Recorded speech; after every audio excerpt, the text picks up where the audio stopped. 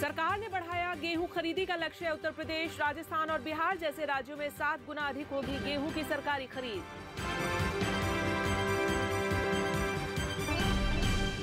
मौजूदा फसल विपणन वर्ष में गेहूं का उत्पादन 3% बढ़ने का अनुमान। Roller floor millers federation of India की ओर से आयोजित सर्वे में खबर आई सामने। दालों के स्टॉक का खुलासा करेंगे ट्रेडर्स और मिलर्स। जमाखोरी रोकने के लिए 15 अप्रैल से लागू होगा केंद्र का आदेश।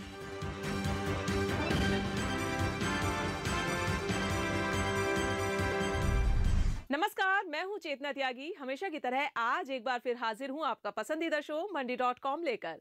मंडी.com में आप किसान भाइयों के लिए जरूरी खबरों के साथ खेती किसानी से जुड़ी महत्वपूर्ण जानकारी के अलावा हम बीते सप्ताह जरूरी कमोडिटीज के भाव भी आपको बताएंगे। सबसे पहले देख लेते हैं कि बीते सप्ताह जरूरी कमोडिटीज के भाव क्या रहे हैं।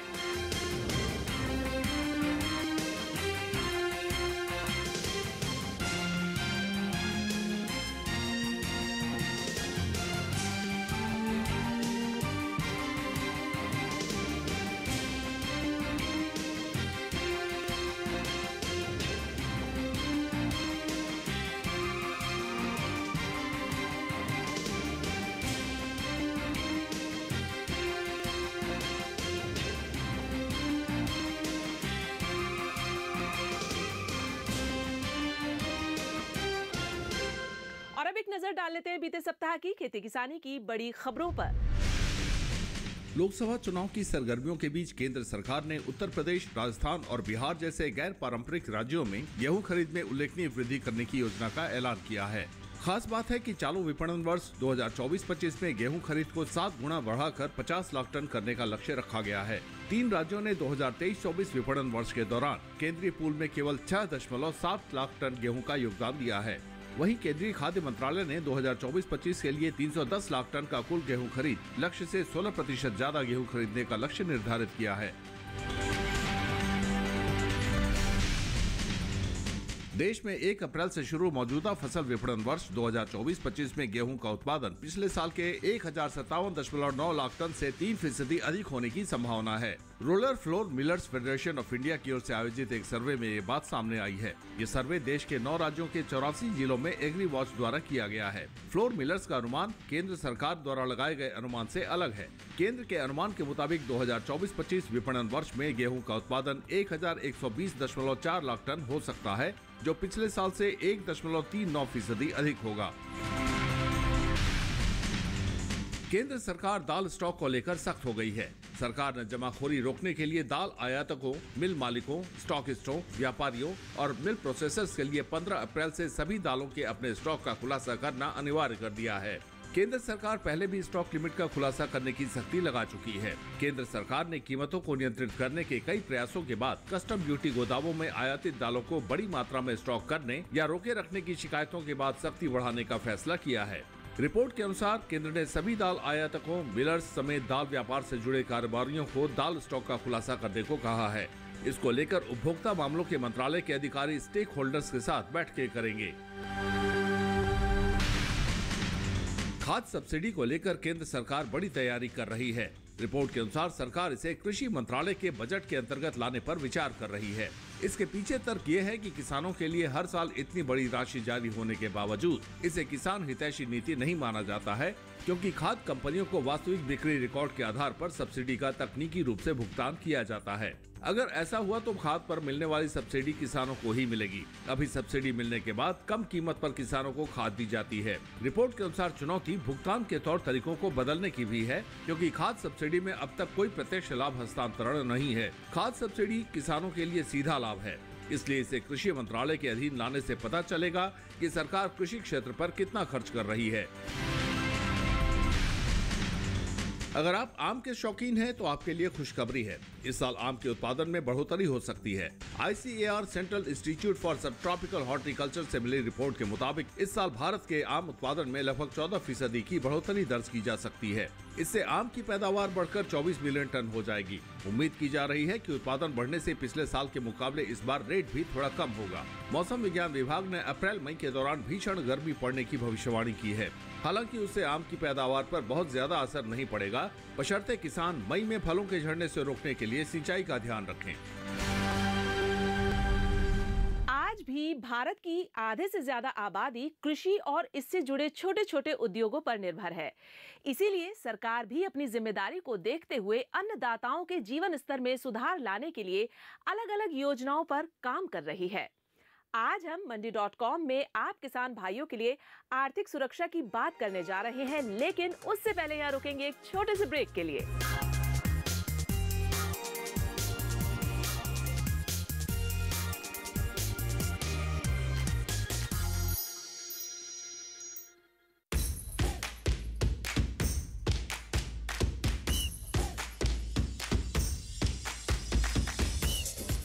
एशिया का सबसे खूबसूरत गांव में आपको लेकर आई हूँ, भारत के मेघालय का एक ऐसा गांव जो सबसे ज्यादा स्वच्छ है। गांव-गांव पहुंचकर विकास को समझ रहे हैं। हम पहुंच चुके हैं नागालैंड। एजुकेशन बहुत बढ़िया है, यहाँ में 5 स्कूल है। कल्चर बहुत अच्छा है और इसमें बहुत सारा बदलाव आ गए ना। मैं इस गांव से ये भी सीखना चाहिए कि हमें हमारा एनवायरनमेंट कितना साफ रखना चाहिए। विकास हुआ है, विकसित है और महिलाएं आगे बढ़ रही हैं। भारत के अलग अलग गांवों से देखिए कार्यक्रम किसान यात्रा, मंगलवार और गुरुवार दोपहर 3 बजे सिर्फ दूरदर्शन किसान पर।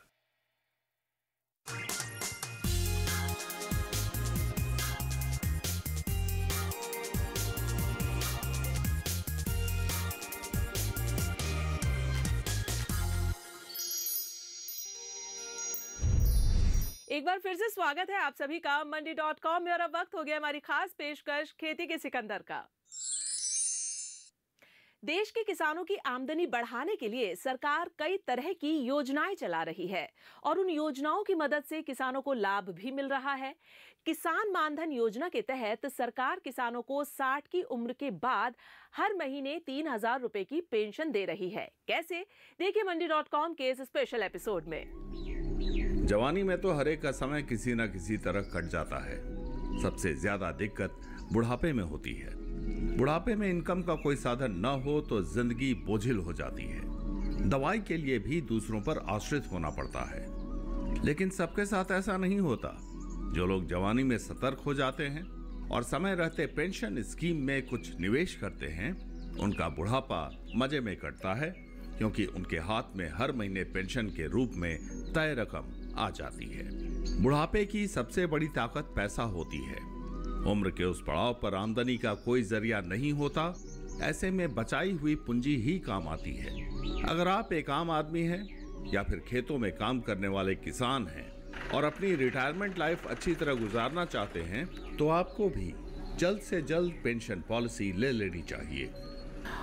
आर्थिक रूप से इंडिपेंडेंट होना यह एक बहुत बड़ी चीज़ होती है। या तो आदमी खुद स्वयं करे उसको, अगर उसके पास आर्थिक सोर्स है, और यदि नहीं है तो उसके पास अगर पेंशन जैसी अगर कोई योजना है जिससे उसको थोड़ा मासिक महीने के अंत में उनको कुछ पैसे का अगर जो लाभ है मिलता है उस योजना से, तो उससे क्या होता है कि उनका जो जीवन है, उनकी जो डिपेंडेंसी होती है, उनके बच्चों के ऊपर जो निर्भरता होती है जीवन का, वो ख़त्म हो जाता है और वो अपनी छोटी छोटी जो आवश्यकताएं होती हैं उसको पूर्ण कर लेते हैं। तो ऐसे में अगर आप देखें तो पेंशन की एक बहुत बड़ी उपयोगिता होती है। हर किसी को बुढ़ापे की चिंता होती है कि जब शरीर साथ नहीं देगा तो खर्चे कैसे चलेंगे। समझदार लोग बुढ़ापे में आर्थिक सुरक्षा के लिए तमाम तरह की योजनाओं में निवेश करते हैं ताकि पेंशन की बदौलत बुढ़ापे में चैन की रोटी खा सके। लेकिन सरकारी नौकरी के अलावा कहीं पेंशन तो मिलती नहीं और हर कोई सरकारी नौकर होता नहीं। अब तो सरकारी नौकरियों में भी पेंशन की सुविधा धीरे धीरे खत्म हो रही है। ऐसे में आम आदमी हो या फिर खेतों में काम करने वाले किसान, उन्हें अपनी बुढ़ापे की जरूरतें पूरी करने के बारे में जरूर सोचना चाहिए। सरकार की ओर से पेंशन की कई योजनाएं चलाई जा रही हैं, जिन्हें अपनाकर खेतों में काम करने वाले किसानों का भविष्य सुरक्षित करने की बात कही गई है। बहुत सारी योजनाएं हैं। देखिए, किसान मानधन योजना है क्यों, जिसमें 3,000 रुपये की पेंशन ऑफ़र की जाती है, और पीएम किसान योजना है जिसमें उनको 6,000 रुपये का, जो हमारे किसान हैं उनको प्रति वर्ष उनके कृषि से संबंधित आवश्यकताओं के लिए वो बेनिफिट दिया जाता है। प्रधानमंत्री PMFBY फसल बीमा योजना है, किसान क्रेडिट कार्ड है, FPOs हैं। ऐसी बहुत सारी योजनाएँ हैं जिनको जो है किसानों के लाभ के लिए चलाई जा रही हैं और उसमें उनको लाभ भी हो रहा है। अपने लिए पेंशन पॉलिसी लेना हर किसी के लिए समझदारी भरा फैसला है, और जब बात किसान की हो तो ये और ज्यादा जरूरी है। बुढ़ापे के दौरान वे शारीरिक रूप से काम करने के लिए सशक्त नहीं होते, उन्हें कई तरह की आर्थिक दिक्कतों का भी सामना करना पड़ता है। ऐसे में सरकार किसानों के लिए एक पेंशन योजना चला रही है जिसका नाम है किसान मानधन योजना। केंद्र सरकार ने साल 2019 में प्रधानमंत्री किसान मानधन योजना शुरू किया था। सरकार का मकसद छोटे सीमांत किसानों को आर्थिक लाभ पहुंचाना था। इस योजना के लिए किसानों को हर महीने 55 रुपये देने पड़ते हैं और उन्हें 60 साल की उम्र पार करने के बाद हर महीने 3,000 रुपये पेंशन मिलती है। किसान मानधन योजना की जैसा पहले आपसे बात हुई, उसमें बेसिकली इसका उद्देश्य है कि हम उनको 60 वर्ष की आयु के पश्चात एक मिनिमम एश्योर्ड, जो उनको 3,000 रुपये की जो मासिक महीने की पेंशन हो, उनको उपलब्ध हो सके जो है। अब 60 साल की उम्र के बाद उनकी जो छोटी छोटी आवश्यकताएं होती हैं, जिससे कि उनका जीवन उनके किसी के ऊपर निर्भर न रह सके, और वो एक स्वाभिमान का जीवन, अगर सपोज करिए उनको मान लीजिए कि अगर उनको 10 रुपये की ज़रूरत है और हर बार उनको अपने बच्चों से मांगना पड़े, क्योंकि 60 साल की उम्र के बाद उनके शरीर की शक्ति इतनी नहीं रहती कि वो जाके खुद मजदूरी स्वयं करें, और यदि जाके खेती करते हैं, मजदूरी करते हैं, कोई और कार्य करते हैं, अगर उसकी कोई दुर्घटना हो जाती है तो उसका और भी उनको नुकसान होता है। तो ऐसी स्थिति में उनको उनका जो जीवन होता है वो अपने बच्चों के ऊपर पूरी तरह से निर्भर हो जाता है। तो निर्भरता में उनको 10 रुपये की ज़रूरत है, 100 रुपये की ज़रूरत है, तो वो उनको मांगना पड़ता है, और मांगना और प्राप्त करना एक दूसरे तरह का चीज़ हो जाता है। तो ऐसी अवस्था में क्या होता है कि अगर उनके पास अगर 3,000 रुपये की पेंशन अगर उनको प्राप्त हो रही हो, जिसका उद्देश्य है किसान मानधन योजना में, तो उससे उनके जीवन की जो छोटी छोटी आवश्यकताएं होती हैं वो पूरी हो जाती हैं, और उनको एक स्वाभिमान, एक जो उनको एक जीवन में गौरव होता है, स्वाभिमान का जो जीवन होता है, वो उसको जीने में उनको मदद करती है। कृषि एवं किसान कल्याण मंत्रालय ने एक बार फिर देश भर के किसानों से पीएम किसान मानधन योजना से जुड़ने की अपील की है। हाल में मंत्रालय की ओर से नामांकन प्रक्रिया शुरू करने की जानकारी भी साझा की गई है। दरअसल पीएम किसान मानधन योजना स्वैच्छिक और योगदान आधारित स्कीम है। इसमें 18 से 40 वर्ष आयु वर्ग के किसान निवेश में योगदान करके नामांकन करा सकते हैं। योजना के अनुसार 60 साल की आयु के पश्चात किसानों को 3,000 रुपये प्रति महीने पेंशन देने का प्रावधान है। किसानों को 55 रुपये से 200 रुपये प्रति महीने का योगदान देना होता है। योजना से जुड़ने के समय उनकी आयु के आधार पर जमा की जाने वाली राशि तय होती है। नामांकित किसान जितनी मासिक रकम जमा करेंगे, उतनी ही राशि सरकार भी उनके खाते में जमा करेगी। ये किसान मानधन योजना है, और जब ये योजना बनाई जा रही थी तो सबसे पहली बात होती है किसके लिए योजना बनाई जा रही है। तो स्वाभाविक सी बात है कि ये किसान मानधन योजना किसानों के लिए बनाई जा रही थी। तो किसानों के लिए हमेशा से कोशिश किया गया कि उनके ऊपर जो प्रीमियम होता है, जो भुगतान होता है उनको प्रति मंथ, एवरी मंथ जो उनको देना होता है, उस पर उनको ज़्यादा कोई बहुत बोझ ना पड़े। तो इसीलिए अगर आप इस योजना में देखें तो इसमें 18 साल से 40 वर्ष के बीच के लोग जो है इस योजना को ऑप्ट कर सकते हैं। इसमें इसके मेंबर सदस्य बन सकते हैं। 18 वर्ष में 55 रुपया प्रति माह की ज़रूरत होती है, और जैसा हमने आपसे कहा कि सरकार का यह है कि इस पे आर्थिक बर्डन, भार किसान के ऊपर ज़्यादा ना हो, इसलिए इसका अगर प्रीमियम 110 रुपया होता है, लेकिन किसान के लिए मात्र 55 रुपया जाता है। 55 रुपया जो है वो भारत सरकार खुद उसको वहन करती है।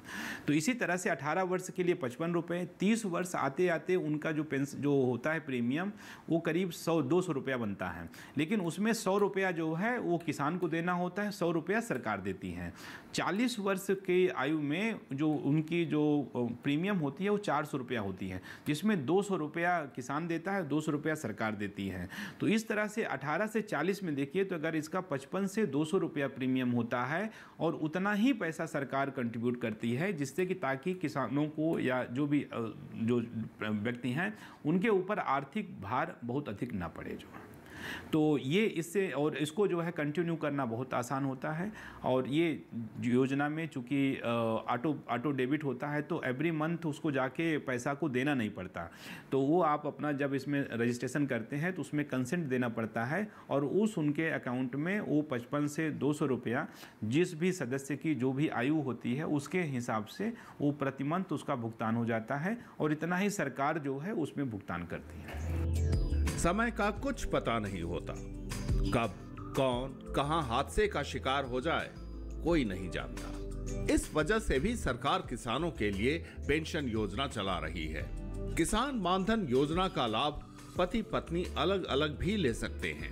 भारतीय जीवन बीमा निगम को पेंशन कोष का फंड मैनेजर नियुक्त किया गया है और LIC को ही किसानों के पेंशन भुगतान की जिम्मेदारी सौंपी गई है।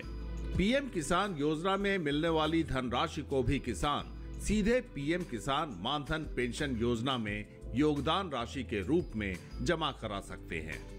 तो LIC इसमें फंड मैनेजर है, तो जो भी पैसा आता है वो LIC उसको जो है उनको मतलब कि LIC के पास पार्क होता है और किसान का जो कंट्रीब्यूशन होता है वो भारत सरकार का भी कंट्रीब्यूशन और वो सरकार को जो है फिर वो अपना LIC उस फंड को मैनेज करती है और इसमें जो रिस्पॉन्सिबिलिटी है पेंशन देने की वो LIC की है और भारत सरकार की, दोनों की रिस्पॉन्सिबिलिटी है। और ताकि जो हमारे किसान हैं, किसान के जब 60 वर्ष की आयु हो तो उनको पेंशन प्राप्त करने में किसी प्रकार की कोई असुविधा ना हो। इसमें कभी कभी किसानों को देखा गया है कि अगर किसान की निधन हो जाती है बीच में ही तो उनके जो स्पाउसेज हैं, उनकी पत्नी है या पति जो भी हैं, और इसको ये योजना को आगे चला सकते हैं, उसको योजना के रूप में उसको पूरा कर सकते हैं। इस योजना में एक और प्रावधान है कि अगर जो कंट्रीब्यूटर है जो कंट्रीब्यूट कर रहे हैं जिनके नाम से है और उनका अगर 60 आयु वर्ष के बाद वो पेंशन ले रहे हैं, लाभार्थी हो गए हैं, उसके बाद भी निधन हो गया तो उनको फैमिली पेंशन, उनके जो स्पाउसेज है, पति या पत्नी जो भी हैं, वो बचे रह जाएंगे तो उनको भी वो उनको फैमिली पेंशन के रूप में जीवन भर मिलता रहेगा। तो ये कहिए ये एक तरह से पारिवारिक सुरक्षा भी प्रदान कर रहे हैं। हर कोई अपनी जरूरतों को पूरा करने के लिए निवेश करता है। अगर बुढ़ापे में इनकम का कोई साधन ना हो तो जिंदगी बोझिल हो जाती है। ऐसे में अगर आप भी अपने बुढ़ापे के लिए वित्तीय जरूरतों को पूरा करना चाहते हैं तो पेंशन योजना आपके लिए काफी मददगार हो सकती है। यहाँ रुकेंगे एक और छोटे से ब्रेक के लिए। ब्रेक के उस पार बताएंगे योजना से जुड़ने के लिए कैसे और कहां करना है आपको अप्लाई। तो कहीं मत जाइएगा, अभी लौट कर आते हैं।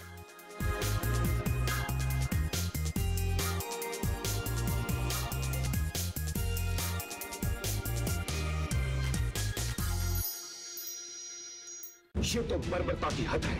निहत्ती भीड़ और वो भी मुसीबत में फंसे लोगों के लिए चंदा इकट्ठा करती हुई वंदे मातरम उन पर बेरहमी से गोलाबारी की। आखिर जुल्मों का कितना बड़ा इतिहास लिखा जा रहा है इस मुल्क की तारीखों पर।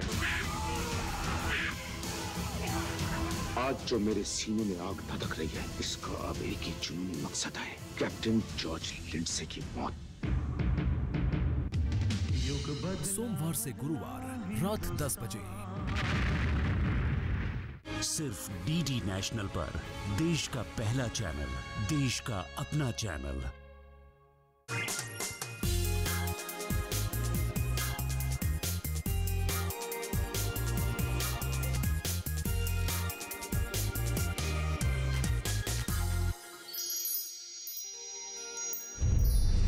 स्वागत है ब्रेक के बाद आप सभी का मंडी.com में। किसान मानधन योजना का उद्देश्य देश के छोटे और सीमांत किसानों को वृद्धावस्था के दौरान पेंशन के माध्यम से उन्हें सामाजिक सुरक्षा प्रदान करना है। ऐसे में किसान मानधन योजना से जुड़ने के लिए आपको कैसे और कहां अप्लाई करना है, देखिए आगे की इस रिपोर्ट में। PM किसान मानधन योजना के लाभार्थी की मृत्यु होने पर उसकी पत्नी योजना में योगदान राशि जमा करके योजना को जारी रख सकती है और खुद पेंशन का लाभ पा सकती है। यदि पति पत्नी योजना को जारी नहीं रखना चाहते हैं तो उन्हें ब्याज सहित कुल योगदान राशि लौटा दी जाएगी। ऐसी स्थिति से बचत खाते पर लागू ब्याज दर का लाभ दिया जाएगा। अगर लाभार्थी 5 साल तक नियमित योगदान देते हैं और इसके बाद योजना को बंद करना चाहते हैं तो LIC बैंक की बचत खाता ब्याज दर के आधार पर ब्याज सहित धनराशि लाभार्थियों को लौटा देगी। छोड़ने का इसमें बहुत आसान का है, और अगर उसके लिए जो है जो हमारा किसान मानधन एक पोर्टल है, मानधन पोर्टल जो कि CSC हमारा कॉमन सर्विस सेंटर वो मेंटेन करता है, उसमें जाके उनको रिक्वेस्ट करनी पड़ती है और रिक्वेस्ट करने के बाद जो है वो रिक्वेस्ट हमारे LIC को फॉरवर्ड हो जाती है और जब वो प्रोसेस हो जाता है तो उनका जो उनका कंट्रीब्यूशन है और प्लस उनके जो फंड का जो पैसा होता है, जो भी इंटरेस्ट वगैरह है, वो उनको वापस हो जाता है। तो इस तरह से किसान को जो है किसी तरह से असुविधा उसमें नहीं होती है। किसान मानधन योजना में पेंशन लाभ पाने के लिए किसान जन सेवा केंद्र के जरिए ऑनलाइन फॉर्म भरकर आवेदन कर सकते हैं या योजना के नामित नोडल अधिकारी के कार्यालय में जमा कर सकते हैं, या फिर योजना का लाभ लेने के लिए पात्र किसान सीधे ऑफिशियल वेबसाइट मानधन.in पर आवेदन कर सकते हैं। किसान मानधन योजना का लाभ पाने के लिए कोई रजिस्ट्रेशन शुल्क नहीं देना होता है, क्योंकि जन सेवा केंद्रों को प्रति रजिस्ट्रेशन 30 रुपये का भुगतान केंद्र सरकार करती है। भारत सरकार ने केंद्र जो इनके CSC कॉमन सर्विस जन सेवा केंद्र हैं, लगभग 4 लाख कॉमन सर्विस सेंटर्स हैं। तो आइडिया यह है कि इसमें रजिस्ट्रेशन के लिए किसी चीज़ की ज़रूरत नहीं होती, सिर्फ आप अपनी पासबुक और आपका आधार कार्ड, ये एक पेपरलेस सिस्टम है। तो आप अपना आधार से जाएंगे, चूँकि आधार से नाम आजकल आपका होना चाहिए, तो वो उसमें eKYC के थ्रू आपका आ जाता है, प्लस जो पासबुक होती है उसकी एंट्री सही से हो जाए, क्योंकि पैसा का क्रेडिट, डेबिट और क्रेडिट जो है उसी अकाउंट में होना है, जो है आना और जाना। तो इसीलिए उसमें हम पासबुक का डिटेल, चूँकि कभी कभी क्या होता है कि नंबर आप लिख के ले आते हैं तो 0 का O का 0, 1 का 7, कुछ इस तरह से गलतियाँ हो जाती हैं। तो उससे बचने के लिए जो है आप उसको लेके जाएं और अब कॉमन सर्विस सेंटर पे, कॉमन सर्विस सेंटर आपका वो 5 मिनट के अंदर, 2 मिनट भी नहीं लगता, वो आपका रजिस्ट्रेशन कर देगा और जो पहली प्रीमियम होती है उसका वो कैश देते हैं। और इसका जो है, और इसका रजिस्ट्रेशन का कोई चार्ज नहीं होता, रजिस्ट्रेशन का चार्ज CSC को भारत सरकार रिइंबर्स करती है। तो मात्र उनको 55, जो भी अगर उनकी 18 वर्ष की आयु है तो 55 रुपये देना है, अगर 30 वर्ष की आयु है तो लगभग 100 रुपये है, 40 वर्ष की है तो 200 रुपया, और ये आप उनको देंगे, वो आपको उसका रिसीट भी देगा। और बाकी फिर उसके बाद जो है ये हमारा LIC के पास डेटा जाता है, फिर हम प्रोसेस करके नेक्स्ट दूसरे मंथ से हम उनके अकाउंट से ऑटो डेबिट जो है हम करते हैं। तो यह एक पेपरलेस है, बहुत आसान है। और अगर खुद कोई लोग अगर सेल्फ रजिस्ट्रेशन करना चाहते हैं तो मानधन.in पे जाके खुद से उस पर रजिस्टर कर सकते हैं, ये बिल्कुल एकदम हैसल फ्री है। किसान मानधन योजना भारतीय किसानों के लिए बेजोड़ योजना है, जो उन्हें आर्थिक सुरक्षा और समृद्धि की ओर ले जाती है। ये योजना उनके जीवन को समृद्ध करती है, जिससे वे आत्मनिर्भर और गौरवान्वित महसूस कर सकें। इस योजना के माध्यम से सरकार ने किसान समुदाय को उच्चतम स्तर के आत्म सम्मान और समरसता की दिशा में एक महत्वपूर्ण कदम उठाया है। इससे हमारे किसान भविष्य में और भी संवर्धनशील होंगे और उनकी सामाजिक और आर्थिक स्थिति में सुधार होगा। मंडी.com के लिए दिल्ली से अनिल वत्स के साथ किशन भारद्वाज। मंडी.com में आज बस इतना ही। अगले सप्ताह में फिर आऊंगी किसानों को प्रेरणा देने वाली सफलता की एक कहानी और दूसरी जरूरी खबरें लेकर। तब तक के लिए आप देखते रहिए दूरदर्शन किसान। नमस्कार। आपकी राय हमारे लिए बहुत महत्वपूर्ण है। आप हमारे टोल फ्री नंबर पर कॉल कर सकते हैं और अपनी राय दे सकते हैं। साथ ही आप ईमेल के जरिए भी हमें अपनी राय दे सकते हैं। हमारा ईमेल पता है ncdexmandi@gmail.com।